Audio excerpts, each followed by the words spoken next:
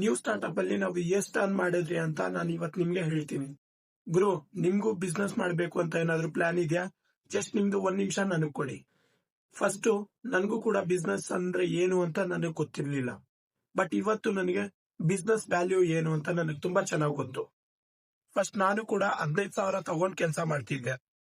ಆಮೇಲೆ ನಾನು ನಮ್ಮ ಅಪ್ಪ ಬಂದು ಪ್ಲಾನ್ ಮಾಡಿದ್ರಿ ಬಿಸ್ನೆಸ್ ಸ್ಟಾರ್ಟ್ಅಪ್ ಮಾಡ್ಬೇಕು ಅಂತ. ಬಟ್ ನೀವು ಬಿಸ್ನೆಸ್ ಸ್ಟಾರ್ಟ್ಅಪ್ ಮಾಡ್ಬೇಕು ಅಂದ್ರೆ ನೀವು ನಿಮ್ ಬಿಸ್ನೆಸ್ ಗೆ ಟೈಮ್ ಕೊಡ್ಬೇಕು ಅಂಡ್ ನೀವು ನಿಮ್ ಬಿಸ್ನೆಸ್ ಗೆ ಕನ್ಸಿಸ್ಟೆಂಟ್ ಇರಬೇಕು.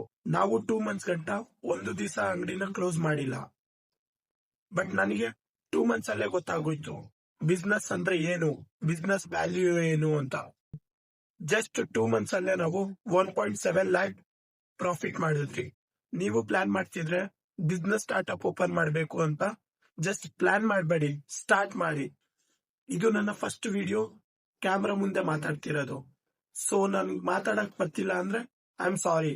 ಅಂಡ್ ನಾನು ನಿಮ್ಮ ವ್ಲಾಗರ್ ಬಾಯ್. ನಿಮ್ಗೆ ನನ್ನ ವಿಡಿಯೋ ಇಷ್ಟ ಆಗಿದ್ರೆ ಒಂದು ಫಾಲೋ ಮಾಡಿ ಅಂಡ್ ಲೈಕ್ ಮಾಡಿ. ಬಾಯ್ ಬಾಯ್.